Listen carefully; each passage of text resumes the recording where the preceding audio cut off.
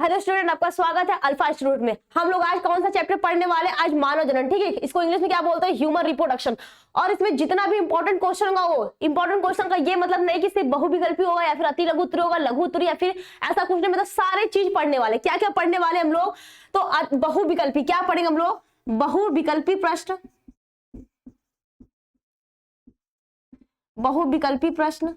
ठीक है, और क्या पढ़ेंगे? अति लघु उत्तरी प्रश्न,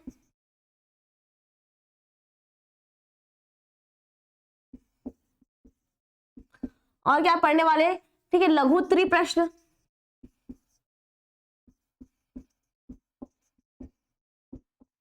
दीर्घ उत्तरी प्रश्न,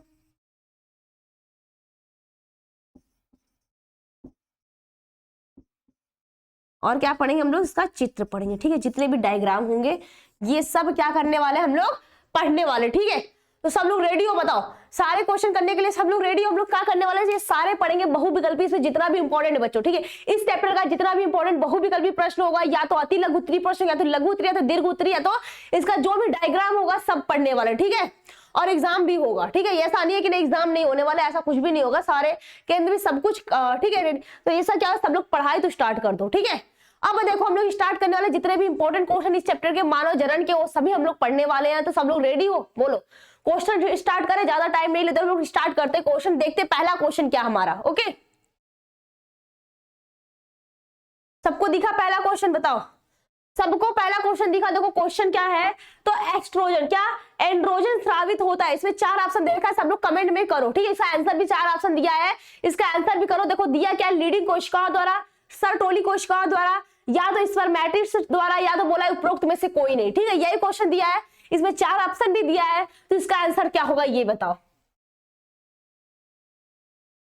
देखो ऐसा नहीं है कि मैं उसका, ठीक है, बहुविकल्पी कराऊंगा तो उसके बारे में भी बताऊंगी। ऐसा नहीं है कि मैं उसके बारे में नहीं बताऊंगी, उसके बारे में बताऊंगी, वो भी क्लियर हो जाएंगे कि होता क्या है, क्यों होता है, ये दोनों बताने वाली हूँ। ठीक है, ऐसा नहीं है कि नहीं बस मैम ने बस ऑप्शन चार ऑप्शन दे दिया, बस हाँ ये क्वेश्चन है, इसका ऑप्शन नंबर ये करेक्ट है, हो गया। नहीं, उसके बारे में बताऊंगी, तुम लोग को क्या हो क्लियर हो जाए। इसका आंसर करो सब लोग। देखो इस क्वेश्चन का ऑप्शन नंबर कौन सा करेक्ट हो जाएगा? देखो इस क्वेश्चन का ऑप्शन नंबर क्या हो जाएगा? ए इसका करेक्ट हो जाएगा। ठीक है, कौन सा हो जाएगा? लीडिंग कोशिकाओं द्वारा। क्या हो जाएगा? लीडिंग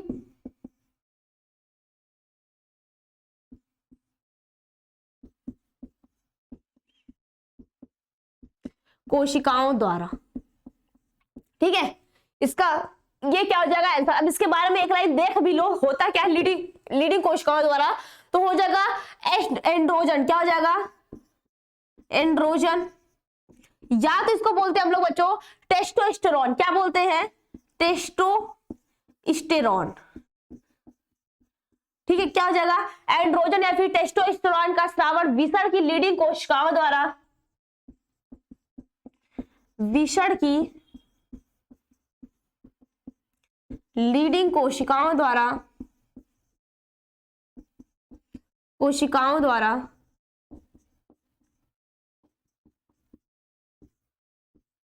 स्रावित होता है। ठीक है, क्या होता है? लीडिंग कोशिकाओं द्वारा क्या होता है। ठीक है, श्रावण इसका क्या होता है? विषण की जो लीडिंग कोशिका, इसका श्रावण क्या होता है बच्चों? या तो ऐसे बोल सकते हैं एस्ट्रोजन का श्रावण क्या होता है, ये तो ऐसे लिख लो। ठीक है, ऐसे ही सही है। ठीक है, कोशिकाओं द्वारा स्रावित होता है।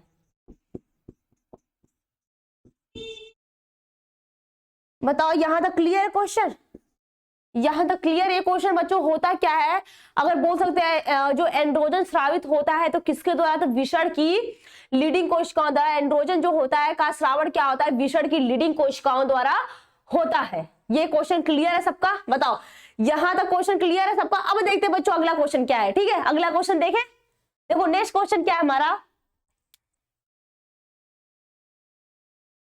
ठीक है, दिया क्या है? निम्न में से कौन नर सहायक ग्रंथि नहीं है? ठीक है, क्वेश्चन यही है, निम्न में से कौन नर सहायक ग्रंथि नहीं। इसमें चार ऑप्शन दे रखा है। ठीक है, चार ऑप्शन दिया है, कौन कौन सा इसका सही हो जाएगा? ठीक है, इसका ऑप्शन नंबर कौन करेक्ट होगा बताओ।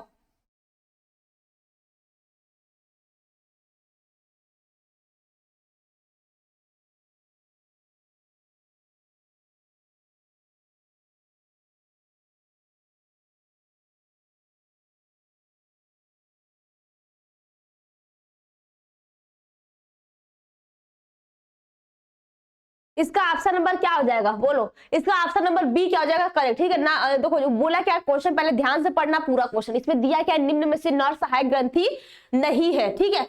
और जो शुक्राशय है, पोस्टेरियर या फिर बाल्बो यूरेथ्रल ग्रंथि, ये सब क्या है बच्चों, ये सब सारा नर सहायक ग्रंथि। लेकिन जो तुम्बिका है ये क्या है, मादा सहायक ग्रंथि। इसका आंसर क्या हो जाएगा, ऑप्शन नंबर 20 का करेक्ट आंसर हो जाएगा, ठीक है। क्या हो जाएगा, तुम्बिका। क्या हो जाएगा इसका आंसर, तुम्बिका। अब देखते हैं इसका, इसके बारे में भी एक लाइन देख लो। तो स्त्री सहायक जनन अंग क्या हो जाएगा, स्त्री सहायक जनन अंग होते हैं, अंग होते हैं, ठीक है। क्या हो जाएगा, स्त्री सहायक जनन अंग होते हैं, जिसमें क्या होता है, जिसके संधि पर अंडाणु और शुक्राणु का, जिसके संधि पर अंडाणु और शुक्राणु का क्या होता है, निषेचन होता है। क्या होता है, अंडाणु और शुक्राणु का निषेचन होता है, निषेचन होता है, ठीक है। यहां तक क्लियर है, बोलो। यहां तक ये क्वेश्चन क्लियर है कि तुम्बिका क्या होता है, इसका क्या हो जाएगा ये। देखो बाकी इसमें कौन है, सब नर सहायक ग्रंथि है, क्या है, बाकी जितने हैं सब नर सहायक ग्रंथि। लेकिन ऑप्शन नंबर बी क्या है, तुम्बिका, यह मैं मादा जनन अंग। ये होता क्या है, इसके बारे में देख लो। तो जो नर सहायक जनन अंग होता है, जिसके द्वारा क्या होता है, जिसके संधि अंडाणु का शुक्राणु का क्या करता है, इसमें निषेचन क्रिया करती है। यहाँ तक पॉइंट क्लियर है, बोलो। यहाँ तक पॉइंट क्लियर। अब देखते हैं हमारा अगला क्वेश्चन क्या है। नेक्स्ट क्वेश्चन देखिए, इसमें हम लोग सारे करने वाले हैं, ठीक है, सब करने वाले हैं। ऐसा नहीं कि बस बहुविकल्पी हो गया तो हो गया, नहीं। इसका बहुविकल्पी, अति लघुत्तरी, लघुत्तरी और जो इसमें डायग्राम दिया इंपॉर्टेंट, वो सब करेंगे हम लोग, ठीक है। और इसका क्या करेंगे, दीर्घ उत्तरी प्रश्न भी करने वाले, उसमें भी जितने डायग्राम है, डायग्राम सही सब हम लोग सॉल्व करने वाले, ठीक है, इसी लेक्चर में, ठीक है। और ज्यादा लेक्चर नहीं, अगर तुम लोग को दूंगी, ठीक है, होमवर्क ले भी दूंगी।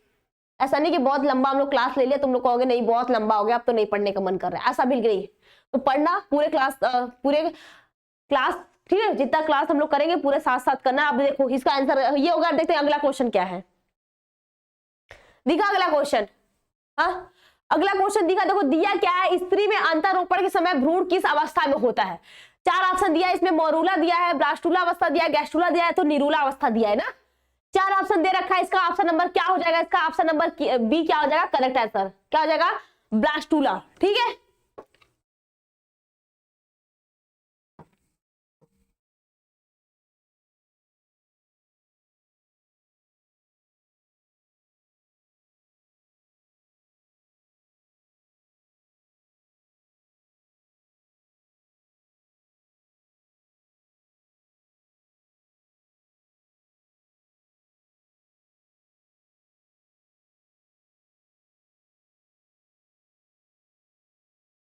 इसका क्या हो जाएगा, ऑप्शन नंबर बी, इसका क्या हो जाएगा करेक्ट आंसर, ब्लास्टूला अवस्था, ठीक है। क्या हो जाएगा, ब्लास्टूला अवस्था।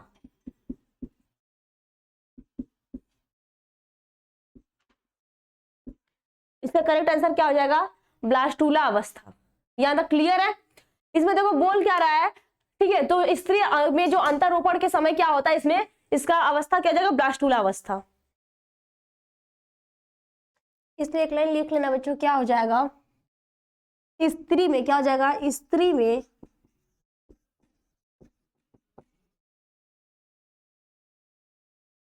स्त्री में अंतरोपण के साथ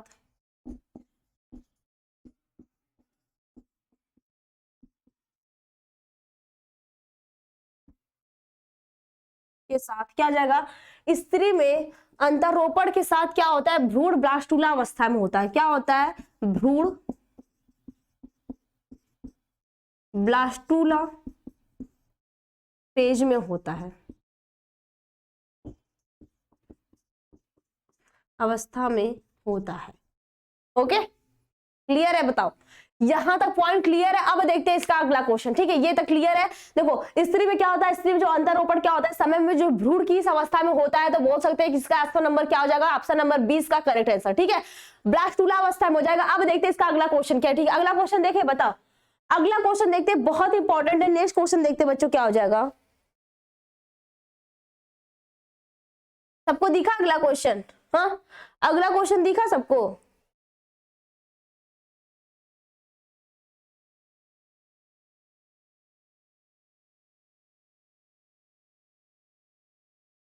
बताओ इसका आंसर क्या होगा। ठीक है, देखो क्वेश्चन क्या, एक बार क्वेश्चन पढ़ दे तो निम्न में से कौन सा हार्मोन मानव अपरा द्वारा स्रावित होता है। ठीक है, अपरा क्या होगा ये भी बताऊंगी अभी, इसके पहले इसके बाद एक क्वेश्चन आएगा उसमें अपरा होता क्या इसमें डिटेल में बताऊंगी। यहां बस बता दो अपरा द्वारा स्रावित नहीं होता है। ठीक है, क्वेश्चन मैं बोलती बार बार बोलती हूँ कि क्वेश्चन क्या होगा पूरा पढ़ा करो। इसमें क्वेश्चन यही है कि निम्न में से कौन सा हार्मोन्स होता है, क्या होता है, अपरा द्वारा स्रावित नहीं होता। इसमें 4 ऑप्शन दिया है, एचसीजी दिया है, क्या दिया है, एचसीजी दिया है, एस्ट्रोजन दिया है, प्रोजेस्टेरोन दिया है और क्या दिया है, एलएच। तो इसका ऑप्शन नंबर डी क्या हो जाएगा करेक्ट आंसर। ठीक है, ऑप्शन नंबर डी क्या हो जाएगा करेक्ट आंसर, एलएच। ठीक है, यही होगा। और इसका एलएच का पूरा नाम क्या होता है ये भी देख लो। ठीक है, एलएच का पूरा नाम क्या होता है, लुटिज्म, क्या हो जाएगा, लुटिनिजिंग हार्मोन। ठीक है, ल्यूटिनिजिंग हार्मोन। और इसमें होता क्या है, तो एलएच का श्रावण, मतलब ल्यूटिनिजिंग का श्रावण कहां होता है, श्रावण अग्रभाग, श्रावण अग्रभाग, किसके अग्रभाग से होता है, तो अग्र पीयूष ग्रंथि से होता है, पीयूष ग्रंथि से होता है। ठीक है, क्लियर है यहां तक, बताओ यहां तक समझ में आया कि एलएच होता क्या, जो निम्न में से क्या हो जाएगा, निम्न में से कौन सा हार्मोन क्या होता है बच्चों, मानव अपरा द्वारा स्रावित नहीं होता है। तो जो एलएच होता है ये मानव अपरा द्वारा स्रावित नहीं है, लेकिन बाकी जो 3 है वो क्या होता है, अपरा द्वारा प्लेसेंटा द्वारा ही स्रावित होता है। यहां तक क्लियर है क्वेश्चन। अब देखते हैं हमारा अगला क्वेश्चन क्या है। ठीक है, नेक्स्ट क्वेश्चन देखते हैं क्या है, सबको दिखा, देखो दिया क्या है, निम्नलिखित में से किसका उद्भव क्या होता है, भ्रूणी मेसोडर्म से होता है। ठीक है, हमारा लेयर क्या होता है, जो स्किन का लेयर हमारा 3 लेयर होता है, सबको पता है, बताओ पता है कि बता दो। देखो कौन कौन सा 3 लेयर होता है ये भी सुन लो। और जो भ्रूणी मेसोडर्म होता है बच्चों, उससे इसमें किसका निर्माण होता है, मस्तिष्क का निर्माण होता है, फेफड़ा का निर्माण होता है, जो रुधिर का निर्माण होता है उसका, या फिर ये नहीं कि जब भ्रूणी मेसोडर्म मतलब जब जो बेबी होते हैं, जब वो गर्भवती महिला के पेट में होते हैं ना, गर्भवती महिला के जब पेट में जो बच्चे होते हैं, जब उनका विकास होता है तो उसमें जो भ्रूणी मेसोडर्म होता है उससे किसका विकास होता है। ठीक है, ये बताना यहाँ पे क्वेश्चन तो समझ में आ रहा है ना सबको, बताओ क्वेश्चन समझ में, ये नहीं कि आंसर देख के उसका कंफ्यूज हो जाए कि दिया क्या है क्वेश्चन क्या पूछ रहा है। ठीक है, तो आंसर पहले ध्यान से 2-3 बार, अगर क्वेश्चन नहीं समझ में तो क्वेश्चन को 1 बार 2 बार पढ़ा करो। ठीक है, उसके बाद अगर आंसर नहीं, उसका जो ऑप्शन दिया अगर वो नहीं क्लियर हो रहा है तो एक बार क्वेश्चन पढ़ोगे उसके बाद क्लियर हो जाएंगे। तो देखो इसका आंसर क्या हो जाएगा, सी वाला क्या हो जाएगा, पहले ये देख लो कौन सा होता है। ठीक है, इसका 3 होते हैं, कौन सा लेयर होता है, 3 लेयर होते हैं ना स्किन के, इक्टोडर्म होता है, क्या होता है, इक्टोडर्म होता है, मीजोडर्म होता है और क्या होता है, इंडोडर्म होता है।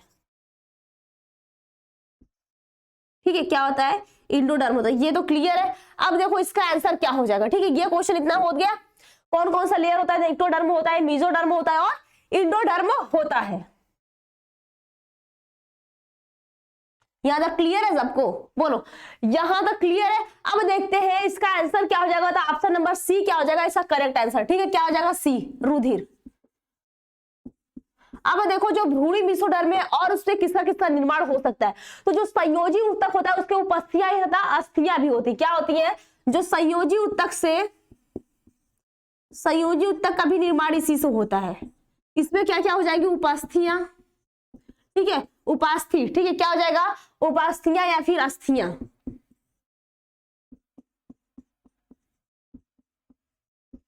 ओके, यहां क्लियर है। और किसका किसका निर्माण होता है, तो और देख सकते हैं क्या होता है, पेशी ऊतक का, क्या हो जाएगा, पेशीय ऊतक का। और किसका निर्माण होता है, रुधिर कोशिकाओं का।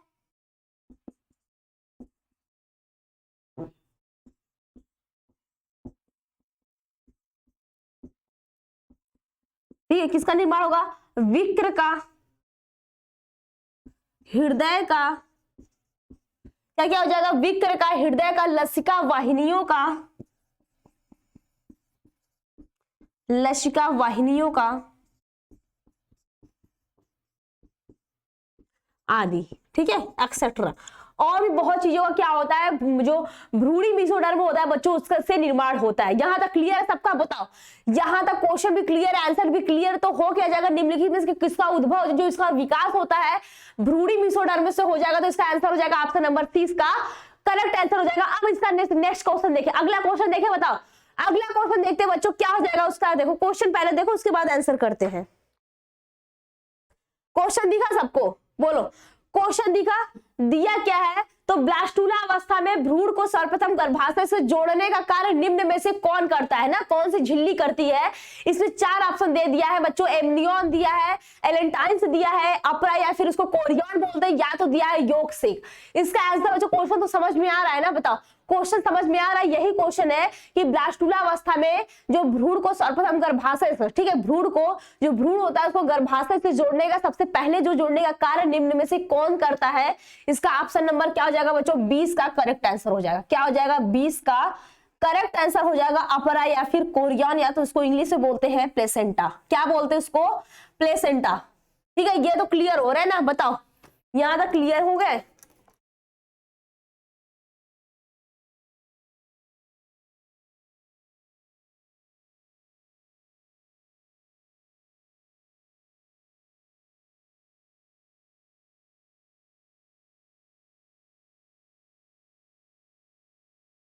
इसका क्या हो जाएगा? ऑप्शन नंबर 20 का करेक्ट आंसर हो जाएगा। ठीक है, अपरा, या तो इसको कोरियन बोलते हैं। क्या बोलते हैं इसको? कोरियन।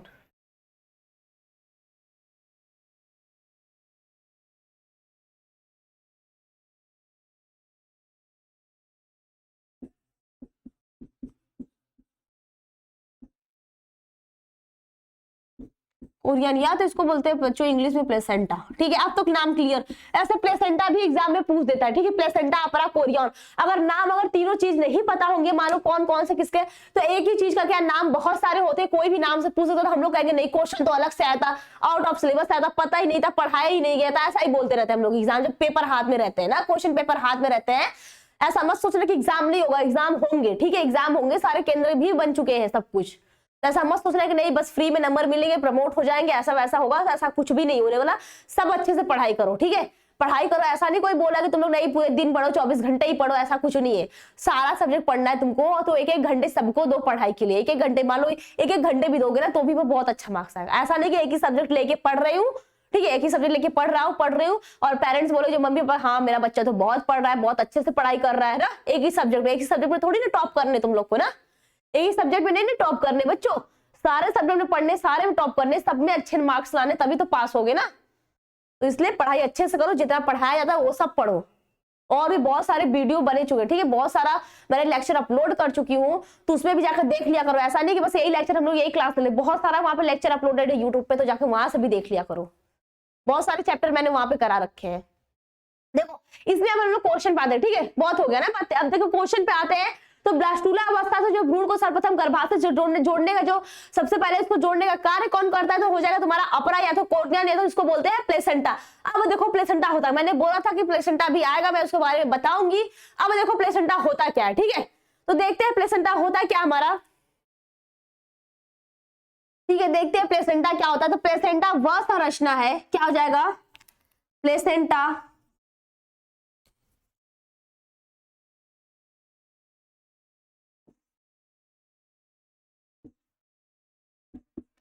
वह संरचना है। ठीक है, क्या हो जाएगा? प्लेसेंटा वह संरचना जिसके द्वारा जरायुज स्तनधारियों में,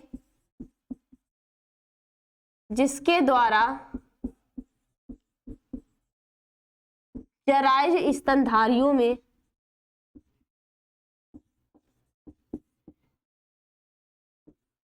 ठीक है, ध्यान से देखना क्या होते हैं प्लेसेंटा वर, यार नोट डाउन भी कर लिया करो। ऐसा नहीं कि बस ना, हाँ बस ऐसे यूट्यूब पे पढ़ लिया तो बस पढ़ लिया, ऐसा भी नहीं है। ठीक है, बस क्लास चल रही है, उसमें क्लास ले लिया, हो गया। अरे जो इंपॉर्टेंट पढ़े, थोड़ा ही टाइम लगेगा, जब तक क्लास चले तब तक तुम लोग उसे जो नोट डाउन कर लिया करो कॉपी पेन लेके, जो इंपॉर्टेंट कम से कम वो तो दिमाग में रहेंगे तुम्हारे, है ना। अब देखो क्या हो जाएगा? प्लेसेंटा वह संरचना जिसके द्वारा क्या होता है, जरायुज स्तनधारियों धारियों का, ठीक है, क्या है, जरायुज स्तनधारियों का विकासशील स्तनधारियों का विकासशील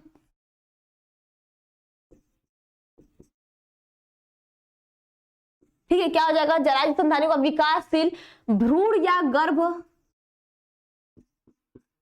भ्रूण या गर्भ, ठीक है, क्या आ जाएगा, भ्रूण या गर्भ अपना पोषण,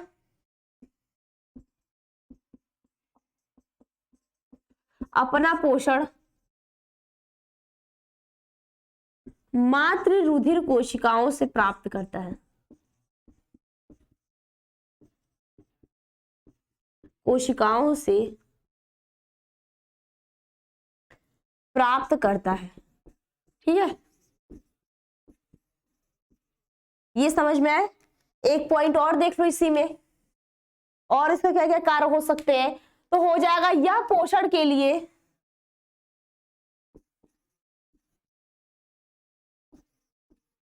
क्या जाएगा, यह पोषण के अतिरिक्त भ्रूण में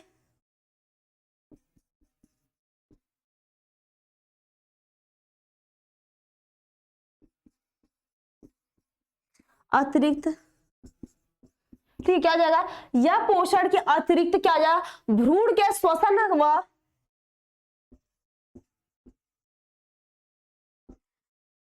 व क्या जाएगा, प्रतिरक्षण, ठीक है, प्रतिरक्षण व उत्सर्जन,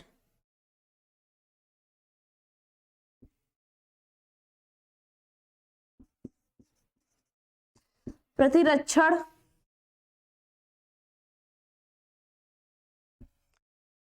श्वसन प्रतिरक्षण व उत्सर्जन में महत्वपूर्ण भूमिका निभाता है। क्या करता है, महत्वपूर्ण, ठीक है, उत्सर्जन क्या क्या जाएगा, उत्सर्जन संबंधित कार्यों में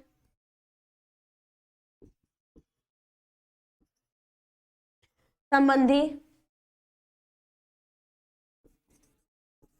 कार्यों में महत्वपूर्ण भूमिका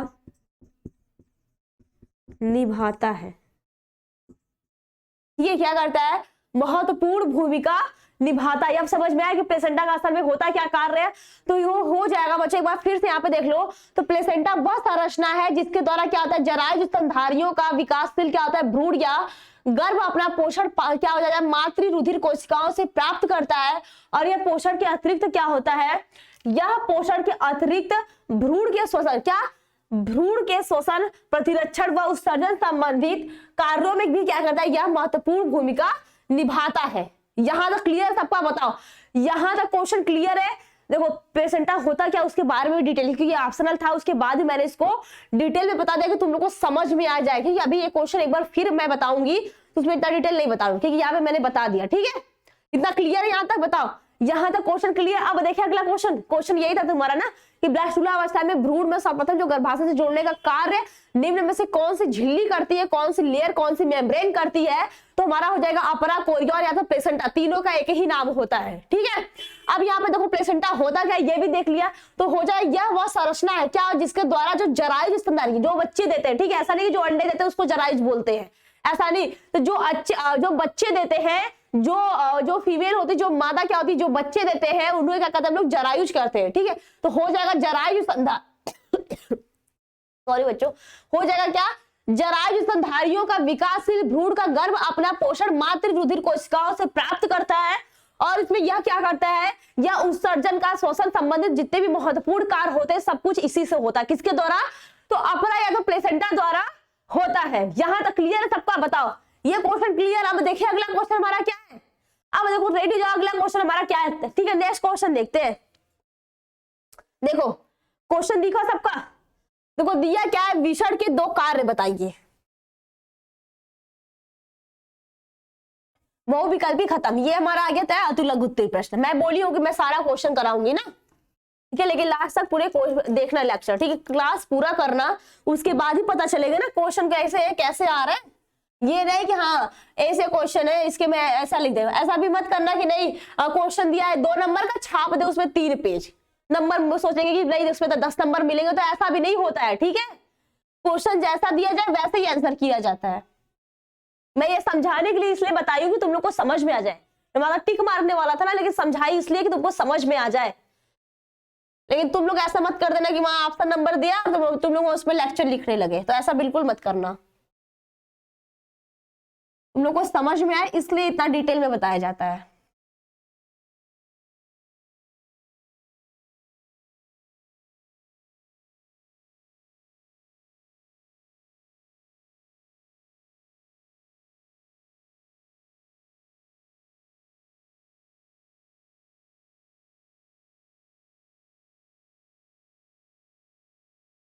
चलो देखो नेक्स्ट क्वेश्चन हमारा क्या है, विषण के दो कार्य लिखिए। तो पहला इसका कार्य क्या हो जाएगा ये देखते हैं, ठीक है। इसका पहला कार्य क्या हो जाएगा, इसका पहला कार्य हो गया, ठीक है, कि नर लैंगिक हार्मोन क्या है, टेस्टोस्टेरोन का स्रावण करता है। नर लैंगिक,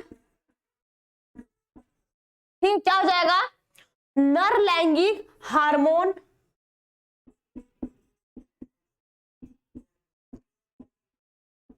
टेस्टोस्टेरोन का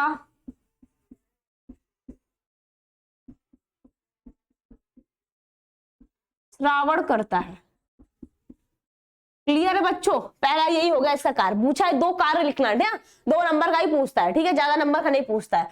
तो पहला होगा ये। दूसरा देखो क्या हो जाएगा इसका, तो नर युग्मक क्या हो जाएगा बच्चों, दूसरा इसका पॉइंट क्या हो जाएगा, नर युग्मक, ठीक है, क्या हो जाएगा, नर युग्मक शुक्राणु का निर्माण करता है, निर्माण करता है। क्लियर है, बताओ हो गए विषण के दो कार्य। पहला कौन सा हो जाएगा, नर लैंगिक, क्या नर लैंगिक हार्मोन क्या होता है, टेस्टोस्टेरोन का यह स्रावण करता है। विषण के दो कार्य लिखने हैं। और दूसरा क्या हो जाएगा, नर युग्मक शुक्राणु का निर्माण करता है। यहां तक क्लियर है बच्चों, बताओ यहां तक पॉइंट क्लियर है। अब देखते हैं अगला क्वेश्चन क्या होगा। देखिए अगला क्वेश्चन बताओ, बहुत इंपॉर्टेंट है। देखते हैं नेक्स्ट क्वेश्चन क्या हमारा। देखो क्वेश्चन क्या दिया है, सर्टोली कोशिकाओं पर टिप्पणी लिखिए। ठीक है, क्वेश्चन यही है, सर्टोली कोशिकाओं पर टिप्पणी लिखिए। या तो दिया है उन कोशिकाओं का नाम लिखिए जो विकसित हो रहे शुक्राणुओं को पोषण प्रदान करती है। यही दिया है, जो विकसित हो रहे शुक्राणुओं को कौन सी कोशिकाएं प्रदान करती है, ये देखते हैं। ये तो क्वेश्चन क्लियर है ना, बताओ ये क्लियर है।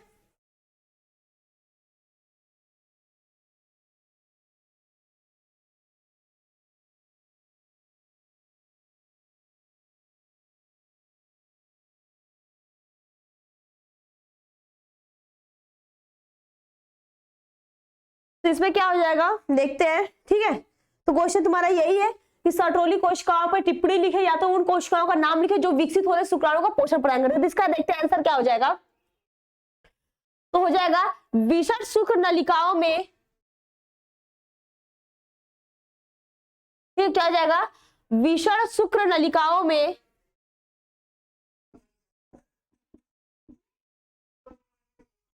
शुक्र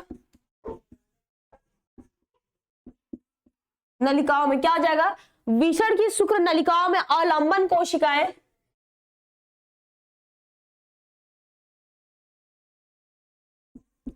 में अवलंबन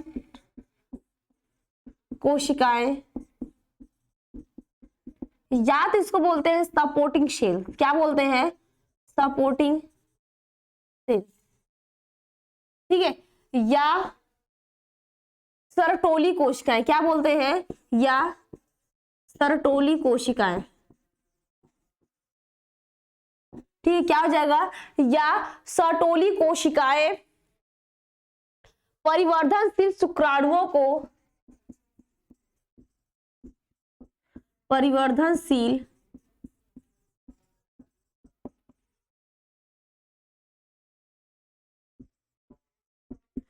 शुक्राणुओं को पोषण प्रदान करती है। क्लियर है, क्या करती है ये, पोषण प्रदान करती है। यहां तक बच्चों क्लियर है, बताओ यहां तक पॉइंट क्लियर है कि हमारी जो सर्टोली कोशिकाएं होती हैं उसके क्या बोला है, सर्टोली कोशिकाओं पर टिप्पणी लिखे, या तो बोला है उन कोशिकाओं का नाम लिखिए जो हो रहे विकसित, क्या उन कोशिकाओं का नाम लिखिए जो विकसित हो रहे शुक्राणुओं को क्या करती है, पोषण प्रदान करती है। तो हो जाएगा विषण की शुक्र, क्या विषण की शुक्र नलिकाओं में जो अवलंबन कोशिकाएं होती है, या तो बोल सकते हैं सर्टोली कोशिकाएं, या तो होती है सपोर्टिंग सेल्स। ये क्या करती है, कोशिकाओं में परिवर्तनशील शुक्राणुओं को पोषण प्रदान करती हैं। यहां तक बच्चों क्लियर है? बोलो, यहां तक पॉइंट क्लियर है? अब देखिए अगला क्वेश्चन, यहां तक क्लियर है सबका? समझ में आ गया सबको ना? बताना क्लियर है सबका? अब देखते हैं हमारा अगला क्वेश्चन क्या है। नेक्स्ट क्वेश्चन देखते हैं। देखो क्वेश्चन क्या दिया, लीडिंग कोशिकाओं द्वारा संश्लेषित व स्रावित विषण हार्मोन का नाम लिखिए। ठीक है, क्वेश्चन यही है कि लीडिंग कोशिकाओं द्वारा जो संश्लेषित व स्रावित हार्मोन का नाम लिखिए। तो इसका आंसर क्या हो जाएगा, देखते हैं।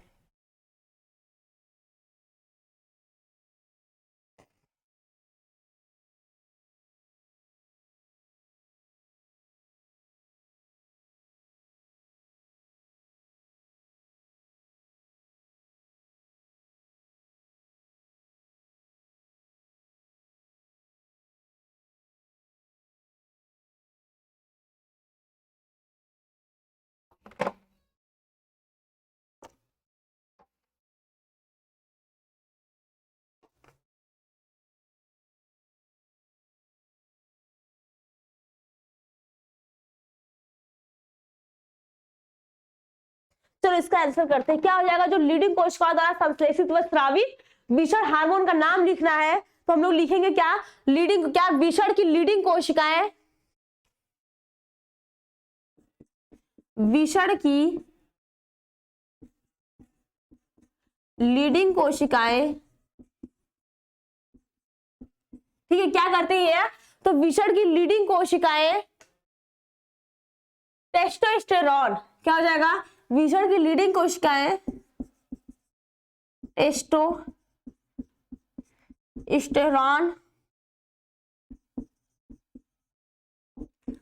हार्मोन को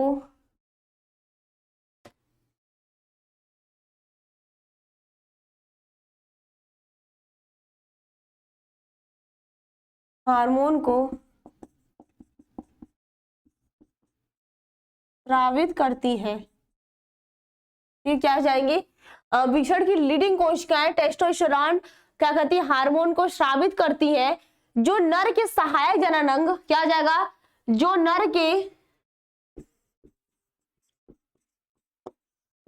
नर के सहायक जनन अंग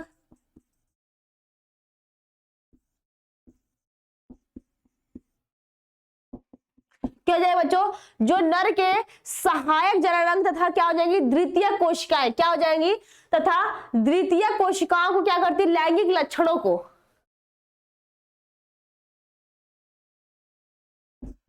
तथा द्वितीय कोशिकाओं के लैंगिक, क्या हो जाएगा, द्वितीय कोशिकाओं के लैंगिक लक्षणों के विकास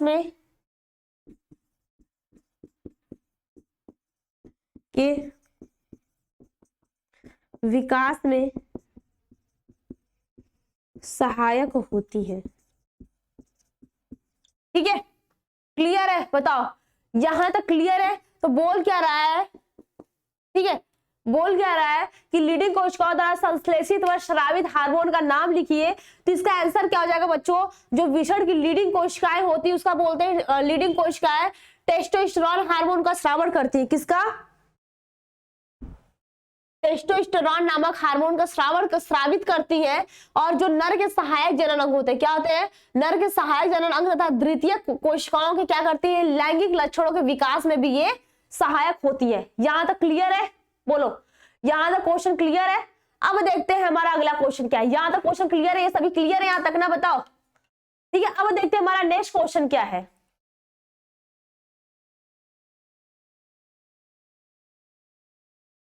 देखो क्वेश्चन क्या है, उस प्रक्रिया का नाम लिखिए। क्वेश्चन सबको दिख रहा है ना, यहां तक क्लियर है सबका? तो दिया क्या है, उस प्रक्रिया का नाम लिखिए जिसमें ग्राफियन पुटिका फट कर क्या करती है, द्वितीयक अंडक में। ठीक है, क्वेश्चन तो यही है, द्वितीयक अंडक को क्या करती है, द्वितीयक अंडक को अंडाशय से मोचित करती है। क्वेश्चन दिखा सबको? बोलो, क्वेश्चन समझ में आ रहा है ना?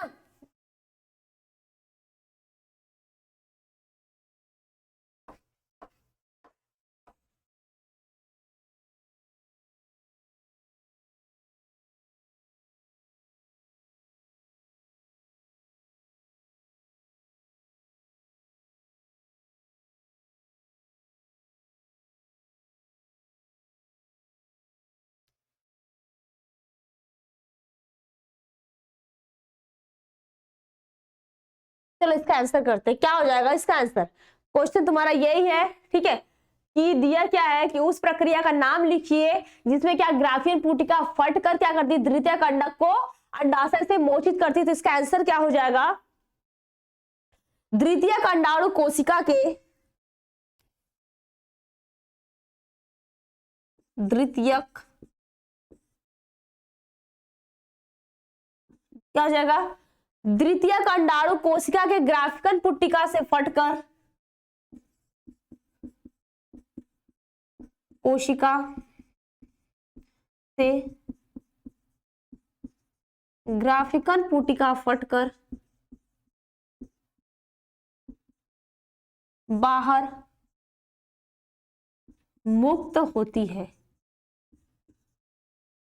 क्या होती है, बाहर मुक्त होती है, ठीक है। बाहर मुक्त होने की प्रक्रिया को क्या कहते हैं, जो बाहर मुक्त होती है, या तो बोल सकते हैं यह मुक्त होने की प्रक्रिया पूछा है तो हो जाएगा मुक्त होने की प्रक्रिया,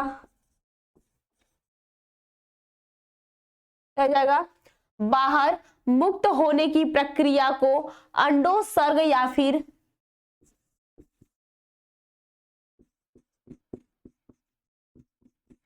या डिंबोत्सर्ग, क्या जाएगा, डिंबोत्सर्ग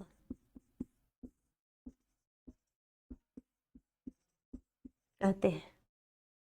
अब बताओ क्लियर है, हाँ, जहां तक क्लियर है क्वेश्चन दिया क्या है, जो द्वितीय कंडाणु होते हैं, द्वितीय कंडाणु कोश यही है ना, उस प्रक्रिया का नाम लिखिए जिसमें जो ग्राफिकल पुटिका फटकर क्या करते हैं, द्वितीय कंडाणु से अंडाशय से मोचित करता है। तो इसका आंसर यही हो जाएगा बच्चों को, द्वितीय कंडाणु कोशिका से जो ग्राफिकल पुटिका क्या हो जाएगा, ग्राफिकल पुटिकर क्या, हाँ ग्राफिकल, ठीक है, ग्राफिकल पुटिका से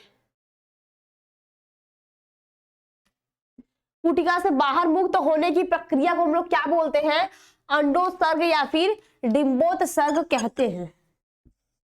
ठीक है, यहां तक सबको समझ में आया। अब देखिए अगला क्वेश्चन क्या हमारा, अब बच्चों देखते हैं हमारा नेक्स्ट क्वेश्चन क्या है। ठीक है,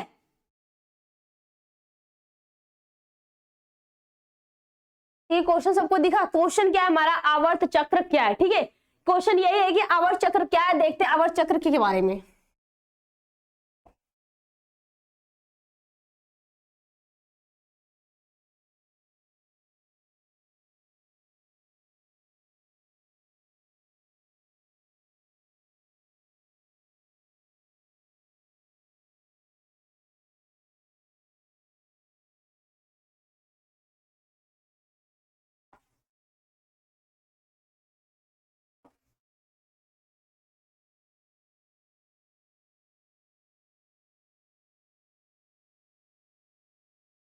ठीक है, तो देखते हैं इसमें आवर्त चक्र है क्या, तो आवर्त चक्र के बारे में देखते हैं इसमें हो क्या जाएगा।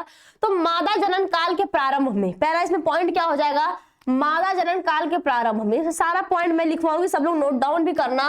तो पहला पॉइंट हो जाएगा मादा जनन काल में, ठीक है, क्या हो जाएगा, मादा जनन काल के प्रारंभ के साथ ही, ठीक है, मादा जनन काल के प्रारंभ के साथ ही ऋतुस्राव, क्या हो जाएगा बच्चों, ऋतुस्राव प्रारंभ होता है।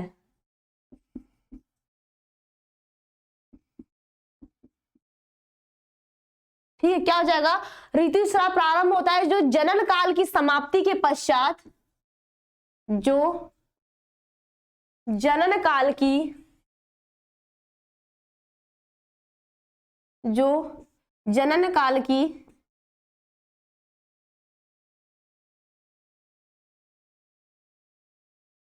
जो जनन काल की समाप्ति के पश्चात रुक जाता है,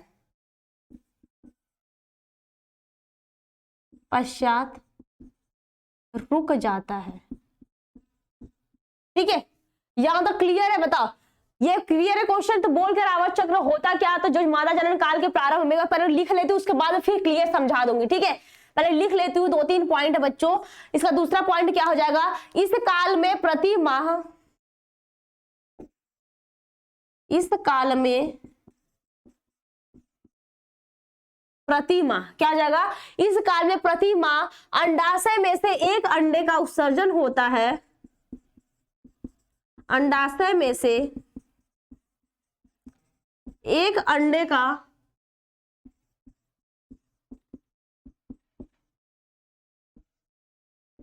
उत्सर्जन होता है। क्या होता है बच्चों, तो एक अंडे का उत्सर्जन होता है, ठीक है। नेक्स्ट पॉइंट क्या हो जाएगा, निषेचन न होने की स्थिति में उत्सर्जन होता है। नेक्स्ट पॉइंट इसी में हो जाएगा, निषेचन न होने की स्थिति में, न होने की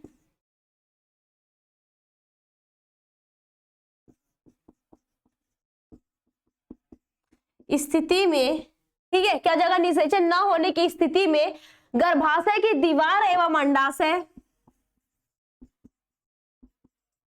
गर्भाशय की दीवार एवं अंडाशय, क्या हो जाएगा, गर्भाशय की दीवार एवं अंडाशय में चक्रीय, क्या हो जाएगा, चक्रीय परिवर्तन होते हैं।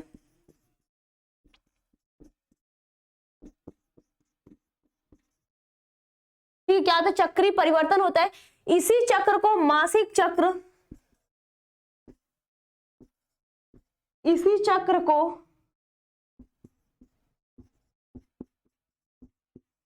मासिक चक्र, ठीक है, इसी चक्र को मासिक चक्र या तो बोल सकते हैं बच्चों आवर्त चक्र कहते हैं, या आवर्त चक्र कहते हैं। क्लियर है, बताओ, ये होता है हमारा आवर्त चक्र, ठीक है बच्चों, बताओ क्लियर है। यहां तक बोल क्या रहा है कि आवर्त चक्र क्या है, तो मादा जनन काल के क्या होता है, प्रारंभ से ही ऋतुस्राव का प्रारंभ होता है, जो जनन काल के समाप्ति के पश्चात क्या होता है, रुक जाता है। और दूसरे पॉइंट में मैंने यही लिखा है कि इस काल में क्या होता है, प्रतिमा अंडाशय से एक अंडे का उत्सर्जन होता है, जो निषेचन न होने की स्थिति में, ठीक है, अगर अंडे का उत्सर्जन होता है, अगर निषेचन नहीं होता है, न होने की स्थिति में होता है क्या बच्चों, तो गर्भाशय की दीवार, क्या हो जाएगा, गर्भाशय की दीवार,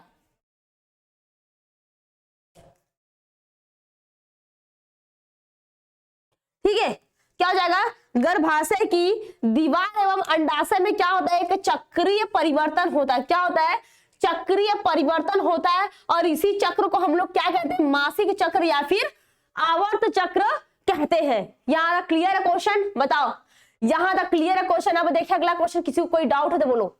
यहां तक क्लियर है सबको ना बच्चों, बताओ ये क्लियर है कि आवर्त चक्र होता क्या है, तो बस इतना ही याद रखो, जो मादा जनन काल के प्रारंभ में क्या होता है, ऋतुस्राव का प्रारंभ होता है, जो जनन काल के समाप्ति के पश्चात होता है, रुक जाता है, ठीक है। और इस काल में जो होता है, जो चक्र चलता है, उस काल में ये क्या होता है, 28 से 30 दिन तक होता है, ठीक है। 28 30 दिन के बाद होता है, ये कितने दिन तक चलता है, तो एक 3 से 5 दिनों तक क्या होता है, ये चलता है, ठीक है। यहाँ पे इतना डिटेल नहीं पढ़ना, क्योंकि शॉर्ट क्वेश्चन है तो बहुत ज्यादा डिटेल नहीं पढ़ना है। अगर पढ़ना भी तो इसमें भी तो 3 चक्र होते हैं, क्या इसमें भी 3 साइकिल होती, 3 अवस्थाएं होती है, वो सब हमको नहीं पढ़ना है यहाँ पे, बस इतना ही पढ़ना है, ठीक है। और भी क्वेश्चन है, ठीक है, और भी क्वेश्चन हम लोग देखते हैं बच्चों। नेक्स्ट क्वेश्चन क्या है, ठीक है, अगर ज्यादा एक ही क्वेश्चन में डिटेल में पढ़ेंगे तो बाकी क्वेश्चन तो हो नहीं पाएंगे ना। देखिए अगला क्वेश्चन देखते हैं बच्चों, ठीक है, आगे बढ़ते हैं, नेक्स्ट क्वेश्चन देखते हैं हम लोग। ये क्वेश्चन बताओ, दिया क्या आवर्त चक्र में LH सर्ज की महत्ता। अब LH का पूरा नाम बताओ, मैंने बता रखा है, इसी में बताया, अभी स्टार्टिंग में मैंने बताया था ना। चलो बताओ तुम सब, LH का पूरा नाम क्या होता है, हा? बोलो सब लोग LH का पूरा नाम। इसलिए बोलते हो कुछ पॉइंट तो नोट डाउन कर लिया करो, लेकिन नहीं।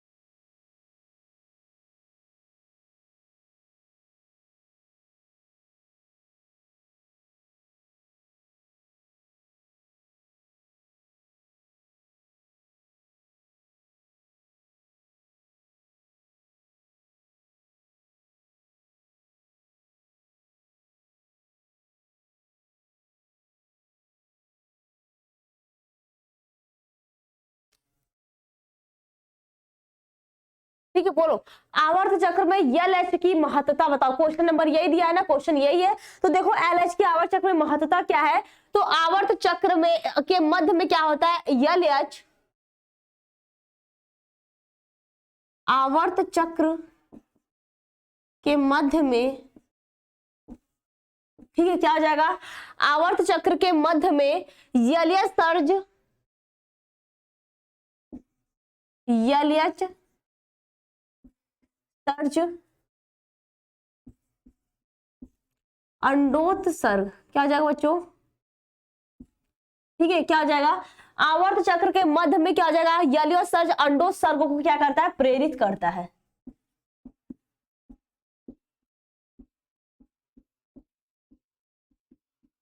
प्रेरित करता है। क्लियर है, बताओ, बस इतना यही है कि आवर्त चक्र में जो एलएच किया, इसका पूरा नाम होता है एलएच का ल्यूटिजिंग हार्मोन। ठीक है, अभी मैंने बताया था ना।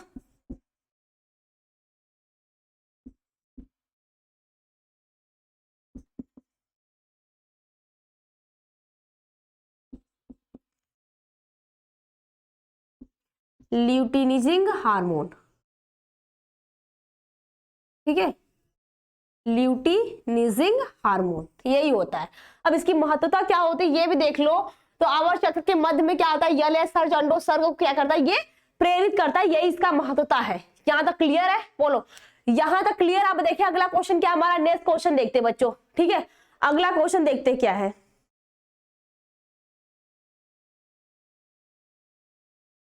चलो बताओ अगला क्वेश्चन, देखो दिया क्या है, फर्टिलाइजिंग तथा एंटी फर्टिलाइजिंग प्रक्रिया पे टिप्पणी लिखिए।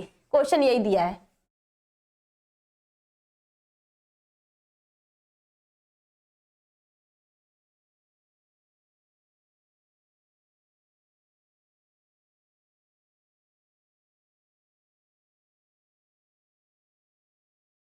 इसका आंसर क्या हो जाएगा बताओ।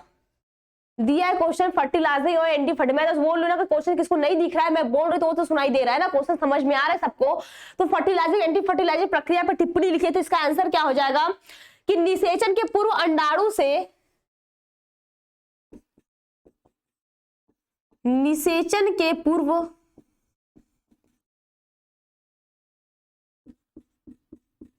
अंडाणु से, ठीक है, क्या हो जाएगा, निषेचन के पूर्व अंडाणु से फर्टिलाइजिंग का स्रावण करता है। ठीक है, किसका स्रावण करता है, फर्टिलाइजिंग का, ठीक है, किसका स्राव हो जाएगा, फर्टिलाइजिंग का श्रावण करता है। ठीक है, ये हुआ तुम्हारा निषेचन के पूर्व क्या होता है, अंडाणु से फर्टिलाइजिंग का श्रावण करता है। इसके बाद क्या हो जाएगा, श्रावण करता है, यह शुक्राणु की सतह पर, यह शुक्राणु की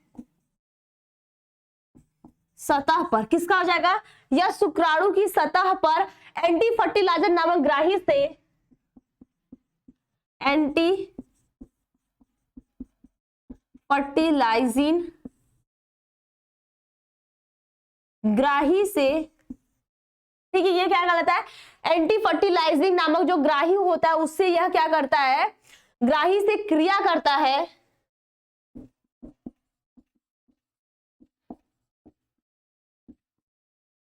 ये क्या करता है, यह एंटी फर्टिलाइजिंग से ग्राही से क्या करता है, यह क्रिया करता है। इसके बाद क्या होता है, जिसके फलस्वरूप दोनों में आसंजन हो जाता है, जिसके फलस्वरूप दोनों में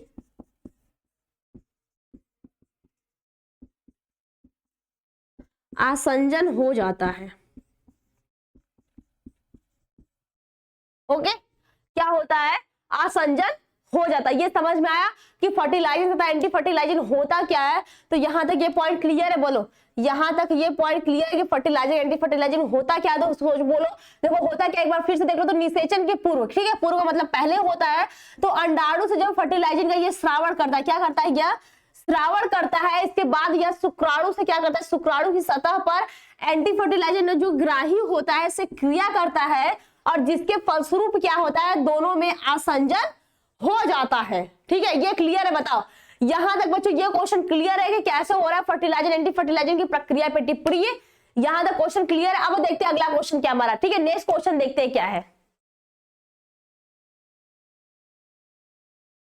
दिखा नेक्स्ट क्वेश्चन, बोलो। अनुप्रस्थ का नामांकित चित्र बनाइए। डायग्राम का है, डायग्राम बहुत ज्यादा समझाऊंगी नहीं, ठीक है, डायग्राम ही बस है, तो उसमें बहुत ज्यादा समझाने, जितना समझाने वाला तो वो मैं समझा दूंगी।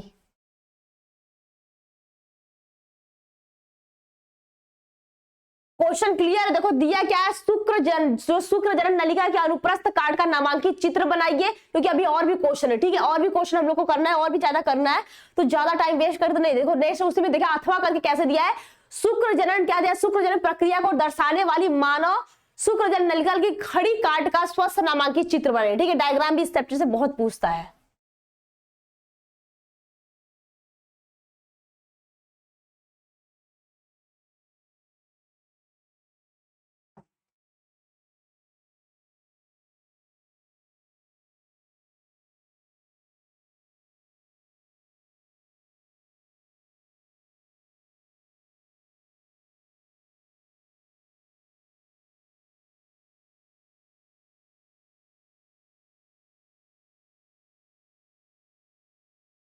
ठीक है, तो देखो इसका अब डायग्राम देखे, बोलो ये तो समझ में आ रहा क्वेश्चन क्या है। बोला है कि शुक्र नलिका के अनुप्रस्थ काट का नामांकित चित्र बनाइए।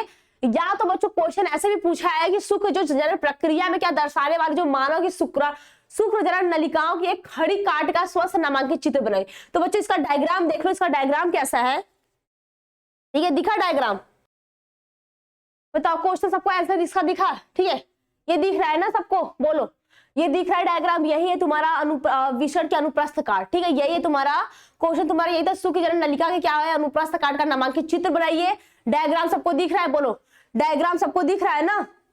देखो उसमें नाम मैं बोल देती हूँ, अगर क्लियर नहीं है तो मैं नाम बोल देती हूँ, उसके बाद तुम लोग इसका स्क्रीनशॉट ले लेना, ठीक है। देखो पहला दिया तुम्हारा शुक्राणु, ठीक है, इसको क्या बोलते हैं हम लोग, स्पर्म्स बोलते हैं, क्या बोलते हैं इसको, स्पर्म दिए बोलते हैं। उसके बाद तुम्हारा पूर्व शुक्राणु कोशिकाएं दिया है, इसको इंग्लिश में क्या बोलते हैं, स्पर्मेटोटाइट्स बोलते हैं, ठीक है। फिर दूसरा दिया तुम्हारा द्वितीय शुक्र कोशिकाएं, फिर दिया तुम्हारा सर्टोली कोशिकाएं, ठीक है, उसको सर्टोली सेल्स बोलते हैं। फिर रुधिर कोशिकाएं, ब्लड कैपिलरीज दिया है ना, ब्लड रुधिर वाहिकाएं दिया है। फिर उसके बाद तुम्हारा शुक्राणु जनन कोशिकाएं दिया है, स्पर्मेटोगोनिया, ठीक है। उसके बाद तुम्हारा प्रारंभिक शुक्र कोशिकाएं दिया है। फिर लास्ट नाम क्या दिया है, शुक्र जनन नलिकाएं, यही दिया है तुम्हारा डायग्राम में ना। डायग्राम समझ में आ रहा है, इसके बारे में मैं एक बार क्लियर बता देती हूँ, ठीक है। डायग्राम सबको समझ में आ रहा है, अगर स्क्रीनशॉट लेना है तो ले लो फिर, ठीक है, स्क्रीनशॉट लेना है तो ले लो।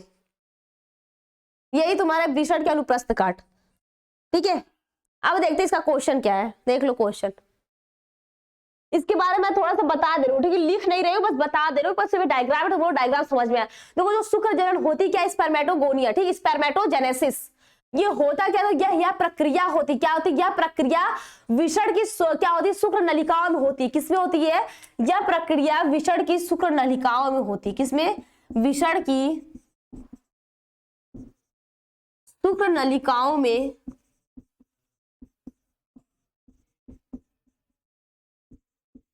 ठीक है, होती है। क्या होती है, शुक्र जनन।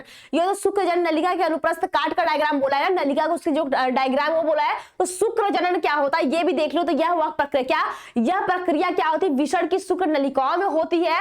और जो शुक्र जनन में जो होता है बच्चों, इसका सेकंड पॉइंट अगर बोलेंगे तो क्या हो जाएगा, जो शुक्र जनन की जो गुणन प्रवस्था में क्या होती है, जनन उपकुला, जो जनन उपकला की कोशिकाओं में क्या करता है, बार बार समसूत्री विभाजन होता है। किसके जनन में, तो जनन की उपकला कोशिकाओं में, किसमें, जनन की उपकला कोशिकाओं में, उपकला कोशिकाओं में बार बार समसूत्री विभाजन होता है, ठीक है, क्या होता है, समसूत्री विभाजन होता है, ठीक है। और विभाजन द्वारा क्या होता है, शुक्राणु जनन कोशिकाएं बनती, क्या होती है, विभाजन होता है, और इसी विभाजन द्वारा क्या होती है, शुक्र जनन कोशिकाएं बनती है। विभाजन द्वारा शुक्र जनन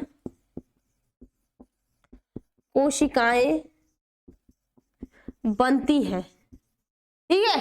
क्लियर हुआ कि शुक्र जनन होता क्या है, तो ये बस नलिका को उसका अनुप्रस्थ काट बोला था, डायग्राम तुम लोग ने देखा। अब देखो शुक्र जनन होता है क्या, उसको भी 2 लाइन सुन लो, ठीक है, 2 ही लाइन सुन लो। होता क्या था, यह प्रक्रिया होती है जिसमें क्या होता है, यह विषण शुक्र नालिकाएं में होता है और जनन उपकला होती क्या होती है, शुक्र जनन की जो गुणन प्रवस्था होती है वो किसमें होती है, तो जनन की उपकला कोशिकाओं में बार बार समसूत्री विभाजन के फलस्वरूप होता है और ये विभाजन द्वारा क्या बन जाती है, तो शुक्र जनन कोशिकाओं बनती है। अब जब यह वृद्धि प्रवस्था में आती है, किसमें आती है, इसके बाद नेक्स्ट पॉइंट क्या हो जाएगा, यह जब वृद्धि प्रवस्था में आती है, ठीक है, वृद्धि प्रवस्था या तो बोल सकते हैं वृद्धि फेज, ठीक है, ग्रोथ फेज, क्या बोल सकते हैं, ग्रोथ फेज,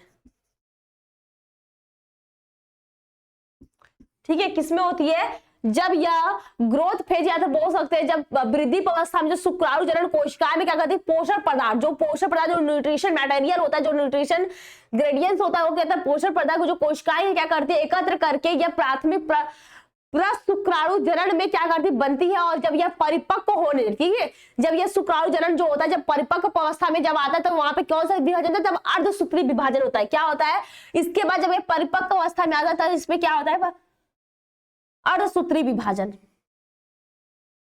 जब ये परिपक्व होता है तो वहां पे कौन सा विभाजन, देखो यहाँ पे ये समसूत्री विभाजन हो रहा था ना, लेकिन फिर यहाँ पे जब ये अर्धसूत्री विभाजन होता है, क्या होता है, अर्धसूत्री विभाजन, ठीक है, समझ में आ रहा है पॉइंट, क्या होता है, अर्धसूत्री विभाजन द्वारा क्या बनाती है, ये स्पर्मेटाइड्स, क्या स्पर्मेटिड्स बनाती है या तो बोल सकते हैं प्रशुक्राणु बनाती है। अब जब यह प्रशुक्राणु के शुक्राणु में परिवर्तन होने की जो क्रिया होती है उसको इस शुक्र कायांतर बोलते हैं या तो स्पर्मियोगोनिया बोलते हैं, ठीक है, स्पर्मेटोजेनेसिस बोलते हैं, कहलाते हैं। या क्लियर हो एक क्वेश्चन, बताओ अब समझ में आया कि शुक्र जनन नलिका के अनुप्रस्थ काट का डायग्राम, क्या डायग्राम भी देख लिया तुम लोगों ने, डायग्राम देखा। अब देखते हैं अगला क्वेश्चन क्या है। अब देखो अगला क्वेश्चन, ये भी तुम्हारा डायग्राम, मैं बोली कि जितना डायग्राम रहेगा सब बता दूंगी ना। देखो डायग्राम तुमको दिख रहा है, दिया क्या, मानव अंडाणु का नामांकित चित्र बनाइए, तुम्हारा डायग्राम यही है, मानव अंडाणु का नामांकित चित्र बनाइए।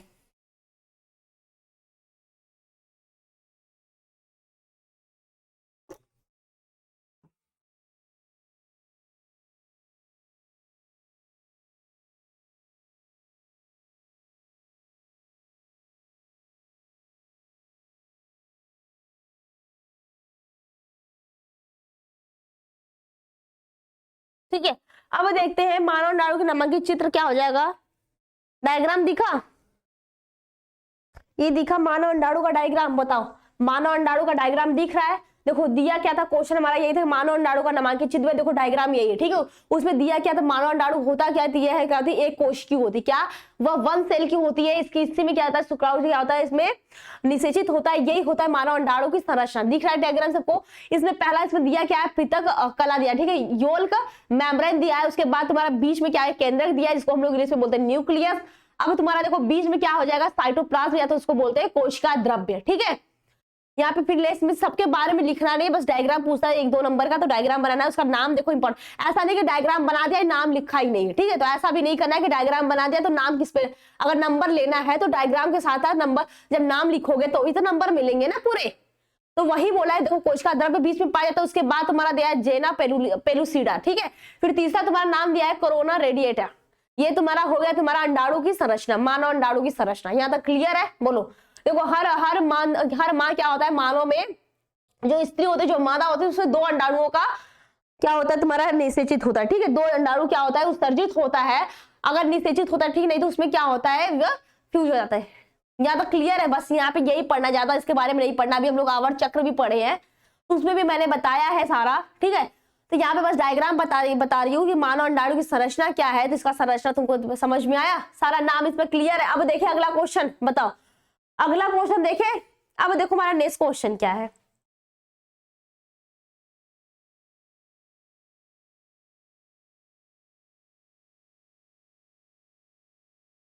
क्वेश्चन दिया है अंडाशय के अनुप्रस्थ का टीएस का एक नामांकित चित्र बनाइए, ठीक है। तो अंडाशय के अनुप्रस्थ का टीएस का नामांकित चित्र क्या हो जाएगा, या तो बोल सकते हो उसका आरेख बनाइए, तो इसका फटाफट हम लोग डायग्राम देख ले, तो उसके बाद आता है लॉन्ग क्वेश्चन पे, ठीक है। डायग्राम जल्दी जल्दी देखते हैं, डायग्राम क्या होगा इसका देख लो। डायग्राम दिखा सबको, अंडाशय के अनुप्रस्थ, इसमें नाम बहुत सारे हैं, मैं जल्दी जल्दी नाम सबका बता देती हूँ, ठीक है।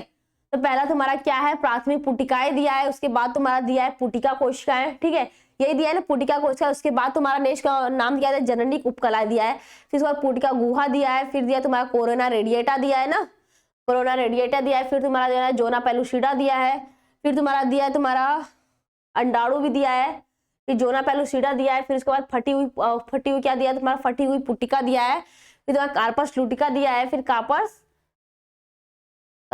एल्बी क्या दिया है तुम्हारा, एल्बिकेंस दिया है ना, कार्पस एल्बिकेंस दिया है। दूर से नहीं दिख रहे हैं, मुझे भी ना देखने पड़ते ना, बोलो दूर से नहीं दिख रहे डायग्राम मेरे को भी पूरे नाम, तुम लोग को तो साथ से देख रहे हैं ना, बोलो सारे नाम तुमको क्लियर है, यहां तक क्लियर है सारे नाम, एक बार फिर से बता दू, बोलो क्लियर है यहां तक नाम, ये फिर से बता दू। देखो डायग्राम ही बस देखना इसका, ठीक है। अंडा जो अंडाशय के अनुप्रस्थ काट की जो डायग्राम है तुम्हारा, यही डायग्राम है, स्क्रीनशॉट लेना है तो ले लो, ठीक है, स्क्रीनशॉट ले लो। सारे नाम तुमको दिया है, इंग्लिश हिंदी दोनों नाम दिया है, एक बार बोलो तो मैं फिर से सारे नाम पढ़ देती हूँ, ठीक है।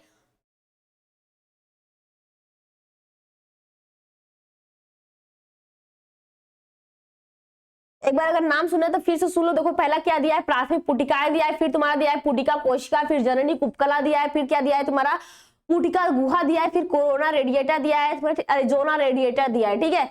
फिर दिया तुम्हारा बाथिका दिया है, फिर उसके नीचे तुम्हारा दिया है वयक्स ग्राफियन पुटिका, उसके बाद दिया तुम्हारा जना परिसिडा दिया है, फिर तुम्हारा अंडाणु दिया है, ठीक है, उसको एक भी बोलते हैं अंडाणु को, देख लो कहाँ कहाँ कौन सा फिगर, फिर फटी हुई पुटिका दिया है, फिर कार्पस ल्यूटियम दिया है, फिर कार्पस एल्बिकेंस दिया है। हो गया सारा नाम, बोलो सारे नाम हो गए, यहाँ तक क्लियर है सब, अंडाशय के अनुप्रस्थ काट का डायग्राम क्लियर है, ठीक है। अब देखते हैं बच्चों अगला क्वेश्चन देखते हैं, ठीक है, जल्दी जल्दी करने, तुम लोग कहोगे बहुत लंबा क्लास हो गया। देख लो क्वेश्चन क्या है, ये इसका एक लास्ट डायग्राम और है, देखो एक इसमें दिया है कि स्त्री के एक पूर्ण विकसित ग्राफियन का फॉलिकल का एक स्वस्थ नामांकित चित्र बनाने वर्णन की आवश्यकता नहीं है, ठीक है। ये क्या डायग्राम दिया है, वैसे डायग्राम देता है भैया, ऐसे बस दो डायग्राम बताए, या तो बोला ग्राफियन पुटिका जो ग्राफियन फॉलिकल का नामांकित चित्र है, अभी मैं बता दी हूँ कि सटोली कोशिकाएं क्या होती है, तो ये ज्यादा की बताने की जरूरत नहीं है यहाँ पे, बस यहाँ पे बताना, या डायग्राम देखना तो डायग्राम देख लो बस, ठीक है, डायग्राम देख लो वल्ली, दिखा डायग्राम, बोलो डायग्राम दिख रहा है, ठीक है। परिपक्व ग्राफियन पुटिका का डायग्राम देखो, इसमें पहला नाम क्या दिया तुम्हारा, क्यूमुलस क्या दिया, अफोरिकस, ठीक है, क्यूमुलस अफोरिकस, और नीचे क्या दिया है तुम्हारा, एक कोशिका, नाम यही दिया ना एक कोशिका, उसके बाद तुम्हारा दिया है बाथिका दिया है, वह कोरोना रेडिएटा दिया है, फिर तुम्हारा जोना पेलुसिडा दिया है, फिर तुम्हारा पुटिका गुहा दिया है, फिर दिया है तुम्हारा मेम्ब्रेना ग्रेनुलोसा, क्लियर है, इसके बाद मेम्ब्रेना ग्रेनुलोसा कोशिका, सारा नाम क्लियर है, बताओ बस तुम्हारा डायग्राम देखना, इसके बाद लॉन्ग क्वेश्चन आता तो उसमें मैं बताती हूँ पूरा, यहाँ तक क्लियर है सबका, बोलो यहां तक क्लियर है। अगला क्वेश्चन देखते हैं बच्चों क्या हो जाएगा,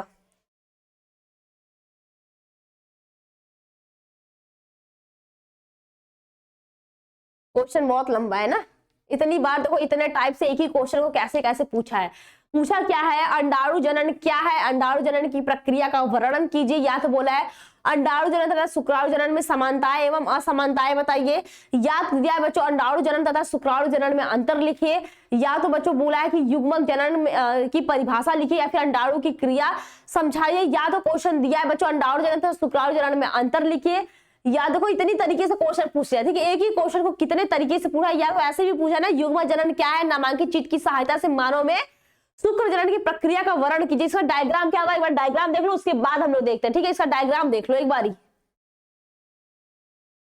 डायग्राम दिखा सबको, बोलो डायग्राम सबको दिख रहा है ना, ठीक है, डायग्राम सबको क्लियर है यहां तक, बोलो यहां तक डायग्राम क्लियर है सबके, सबको दिख रहा है डायग्राम ना, बोलो डायग्राम दिख रहा है, मैं इसके बारे में बता दूं डायग्राम है क्या, उसके बारे में मैं बता देती हूँ, लेकिन पूरा डिटेल नहीं करवाऊंगी, नहीं कहोगे बहुत लंबा क्लास ले लिया, और मैं क्वेश्चन भी दिखा देती हूँ कौन कौन सा भी क्वेश्चन भी है ना, एक बार पहले क्वेश्चन देख लो, उसके बाद मैं उसमें से एक दो क्वेश्चन बता देती हूँ, नहीं तो फिर तुम लोग कहोगे नहीं है, ठीक है। देखो क्वेश्चन देख लो, इसके बाद देखो ये क्वेश्चन है क्या है, नर जनन तंत्र का पुरुष के जनन अंगों का सचित्र वर्णन कीजिए, उसका डायग्राम भी बनाना और वर्णन भी करना, इसके बाद तुम्हारा देखो इसका डायग्राम है, ठीक है, डायग्राम दिखा सबको। इसके बाद एक और क्वेश्चन है, ये देखो अपरा की परिभाषा दीजिए, इसके दो कार्य लिखिए, मैं इसको ऐसे बता देंगे, लिखूंगी नहीं, ठीक है, और मैं ये क्वेश्चन और इसके बाद बस ये लास्ट है, और मैं ये जो डायग्राम इसका मैं बता देती हूँ तुम लोग को, ये सब होमवर्क में भी कर लो कि सारे मैं ही कराऊं, बताओ इंपॉर्टेंट क्वेश्चन सारे मैं ही कराऊं कि तुम लोग भी करोगे कुछ, ठीक है। तो कुछ इंपॉर्टेंट क्वेश्चन, कोई क्वेश्चन तो मैंने दिखा दिया, तो कुछ खुद भी कर लो, कुछ मैंने करा दिया ना। अब इसको देख लो, देखो इसमें क्या क्या लिखा, क्या नाम है। तो इसमें लिखा है पहला अंडाणु मातृ कोशिका, ठीक है, जो क्या है वो पहला है तो एग मदर सेल है, पहला उसमें दिया हुआ है पहले जो एग है, तो उसके बाद क्या हुआ वहां पर 2n, क्या है वहां पर 2n, कितना समसूत्री विभाजन हो रहा है, मतलब माइटोसिस की क्रिया हो रही है। उसके बाद क्या 2 गुणन प्रवस्था होता है, माइटोसिस की क्रिया होती है, जो समसूत्री विभाजन होता है जो 2n होता है, ठीक है। जो मातृ अंडाणु मातृ कोशिका है वो 2n है। जब समसूत्री विभाजन हुआ तो 2 सेल्स में बढ़ जाएंगी, क्या बन जाएंगी वो 2 सेल्स में, ठीक है। ये 2 डिवीजन है, यहाँ पे क्या हुई माइटोसिस क्रिया हुई, क्या हुई माइटोसिस हुआ, इसके बाद ये 2 सेल्स में बन गए। ये है तुम्हारा मदर सेल, क्या है एग मदर सेल, ठीक है, एक मदर सेल है। इसके बाद तुम्हारा 2 माइटोसिस क्रिया हुई, उसके बाद ये तुम्हारा गुणन प्रवस्था, ये क्या हो गया तुम्हारा गुणन प्रवस्था, ठीक है, हो गया तुम्हारा गुणन प्रवस्था। इसको बोलते हैं मल्टीप्लिकेशन फेज, क्या बोलेंगे मल्टीप्लिकेशन फेज, इंग्लिश में इसको क्या बोलते हैं, यहाँ पे दिख रहा है ना मल्टीप्लिकेशन फेज, ओके, हो गया तुम्हारा गुणन प्रवस्था। इसके बाद तुम्हारा माइटोसिस हुआ, इसको बोलते हैं एग सेल, 2 है। फिर उसके बाद तुम्हारा क्या बनता है वो 2n जो है, फिर वो डिवीजन होता है, क्या ये फिर तुम्हारे 2 कोशिकाओं में फिर समसूत्री विभाजन होता है, ठीक है। माइटोसिस को बोलते हैं समसूत्री विभाजन, क्या बोलते हैं समसूत्री विभाजन। मैं डायग्राम अच्छे से समझा दे रही हूँ, ठीक है, और बाकी इसके बारे में तुम लोग खुद लिख लेना। ये ऐसा नहीं कि मैं पूरा करा दूं तुम लोग बस आराम से मस्ती करो, ऐसा कुछ भी नहीं है, पूरा मैं डायग्राम अच्छे से समझ। यहाँ पे फिर 2 सेल्स और बन गए, क्या बन गए 2 सेल, एक कोशिका, ये हमारा क्या है 2n है, क्या है तुम्हारा 2n है। फिर इससे क्या बन गए 2 सेल्स बन गए, हमारे 2 सेल्स बने। उसके बाद इसको बोलते हैं ग्रोथ फेज, या तो बोल सकते हैं वृद्धि प्रवस्था, क्या बोलते हैं ग्रोथ फेज, ठीक है, लिखा है तुम्हारा क्या बोलते हैं उसको ग्रोथ फेज। उसके बाद आता है प्राथमिक अंडक कोशिका, क्या बन जाएगा उसके बाद तुम्हारा प्राथमिक अंडक कोशिका, ठीक है, क्या बनेगा इसको प्राथमिक अंडक कोशिका, ठीक है, क्या बनेगा प्राथमिक अंडक कोशिका। यहां तक क्लियर है। इसके बाद यहाँ पे क्या होता है तो अर्धसूत्री विभाजन होता है, क्या होता है इसके बाद यहाँ पे तो अर्धसूत्री विभाजन होता है, ठीक है, यहाँ पे दिख रहा है ना। इसके बाद तुम्हारे यहाँ पे क्या होता है अर्धसूत्री विभाजन, अर्धसूत्री विभाजन, ठीक है, क्या बनेगा तुम्हारा अर्धसूत्री विभाजन, या तो उसको बोलते हैं मियोसिस। यहां तक क्रिया समझ में आई, ठीक है, यहां तक समझ में आया। इसके आगे का और देख लो लाइक, देखो डायग्राम में भी यही है, बस उसको समझा दे रही हूं ठीक से।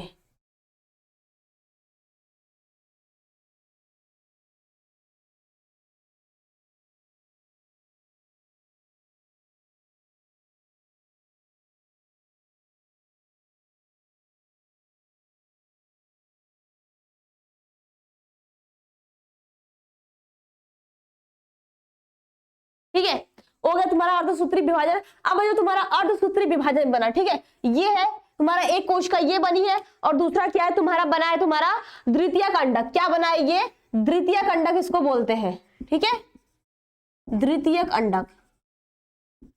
और ये तुम्हारा क्या बना है तुम्हारा ये प्राथमिक ध्रुव कोशिका, क्या प्राथमिक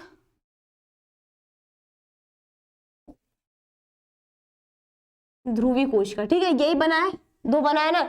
इसके बाद तुम्हारा ये क्या हुआ है, ये फिर 2 डिवीजन क्या बना है देख लो, ठीक है, यही बना है।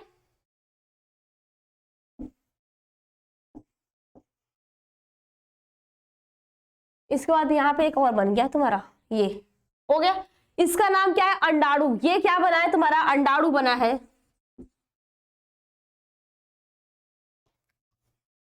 ये बन गया तुम्हारा एग, ठीक है, क्या बन गया ये, और ये तुम्हारा यन है, ये भी यन, ये भी यन, ठीक है, और ये क्या है ये भी तुम्हारा यन ही है, ठीक है, ये हुआ तुम्हारा यन यन, ये सभी है। और वो क्या है तुम्हारा द्वितीयक ध्रुव है, क्या है ये तुम्हारा द्वितीयक ध्रुव है,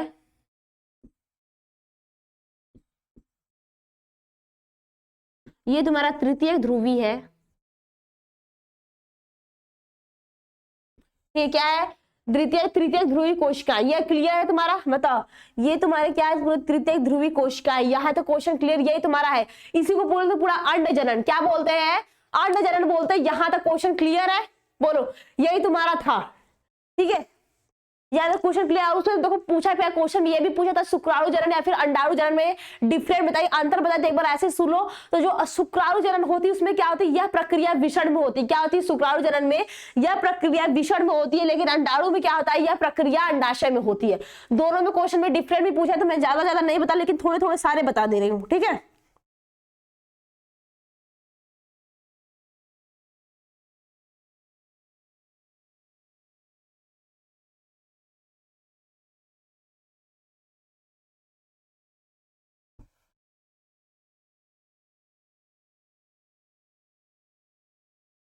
तो देख लो, देखो युग्मक जनन क्या होता है। तो युग्मक जनन होता क्या है, यह विषण की अवस्था है, बोलते विषण अथवा अंडाशय की जननी उपकला है। क्या है युग्मक जनन?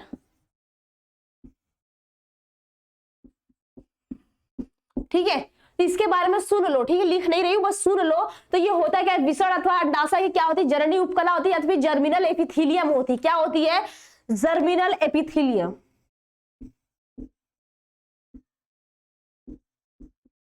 एपिथीलियम,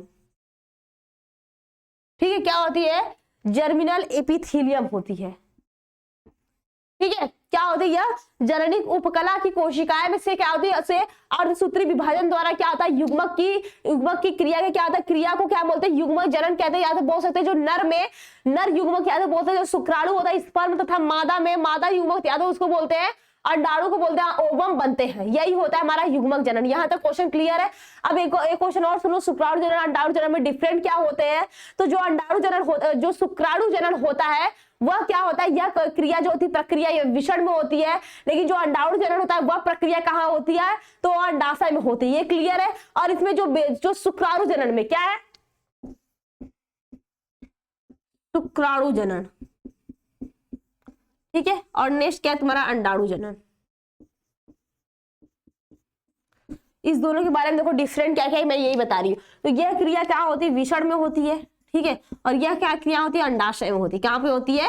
यह क्रिया अंडाशय में होती है। नेक्स्ट पॉइंट है जो वृद्धि प्रवस्था, इसकी क्या होती है, छोटी होती है। क्या होती है? वृद्धि प्रवस्था इसकी छोटी होती है, लेकिन इसकी जो वृद्धि प्रवस्था ये क्या होती है, बहुत लंबी होती है। क्या होती है? इसकी वृद्धि प्रवस्था बहुत लंबी होती है। और इसमें क्या होता है, इसमें दोनों में अर्धसूत्री विभाजन द्वारा शुक्राणु का निर्माण होता है। क्या होता है? अर्धसूत्री विभाजन द्वारा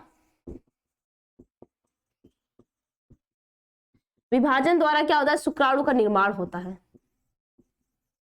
शुक्राणु का निर्माण होता है, ठीक है। ज्यादा क्लियर है? अब देखो दूसरा इसमें क्या होता है, अर्धसूत्री विभाजन द्वारा क्या होता है, अंडाणु एवं शुक्राणु प्रवेश के बाद क्या होता है, पुड़ होता है, ठीक है। इसमें भी क्या होता है, अर्धसूत्री विभाजन ही होता है, लेकिन इसमें क्या होता है, पुड़ किसमें होता है, ठीक है। अर्धसूत्री विभाजन इसमें भी होता है। दूसरा अर्धसूत्री विभाजन क्या होता है, इसमें दोनों अर्धसूत्री विभाजन के द्वारा क्या शुक्राणु का निर्माण होता है, लेकिन इसमें अंडाणु जनन है उसमें क्या होता है, तो यह जो दूसरा अर्धसूत्री विभाजन है, विभाजन अर्धसूत्री जो शुक्राणु होता है में के प्रवेश के बाद यह क्या होती है, पुड़ होती है, ठीक है। और इसमें जो अचल अंडाणु में कायांतरण होता है, क्या होता है, इसमें अचल अंडाणु में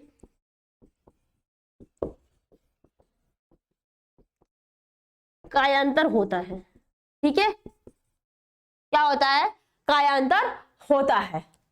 और इसमें क्या होता है, एक प्राथमिक कोशिका, किसमें जो शुक्राणु जनन है उसमें क्या होता है, तो एक प्राथमिक जो होता है, प्राथमिक शुक्राणु कोशिका के 4 जो अगुणित शुक्राणुओं का क्या करता है, इसमें निर्माण करता है। यहां तक अब क्लियर है? अब देखो अगला क्वेश्चन जो है वो दोनों होमवर्क में तुम सब भी कर लेना, ठीक है। एक बार क्वेश्चन फिर से देख लो। क्वेश्चन तुम्हारा क्या है, क्वेश्चन यही है, ठीक है। ये क्वेश्चन है, इसका डायग्राम भी ये है, डायग्राम दिखा, ये डायग्राम ये दिखा। इसके बाद एक क्वेश्चन और है, वो भी देख लो। नहीं बस इतना ही है, ठीक है। ये क्वेश्चन है, 2 क्वेश्चन है तुम्हारे, 2 क्वेश्चन, एक का मैं डायग्राम भी दे दी हूँ। तो ये दोनों क्वेश्चन क्या है, तुम्हारे होमवर्क में है, तो इसको पूरा कर लेना। और यहाँ तक क्या करते हैं, इसको स्टॉप करते हैं, ठीक है। बोलो, यहाँ तक क्लास स्टॉप करते हैं। इसके बाद तुम लोग अगले नेक्स्ट लेक्चर में लोग पढ़ेंगे। नेक्स्ट क्लास में इतना 2 क्वेश्चन, 2 ही क्वेश्चन बचा है ना, इसको क्या करना, तुम लोग होमवर्क में कर लेना। ओके, यहाँ तक क्लियर है सबका ना? बोलो।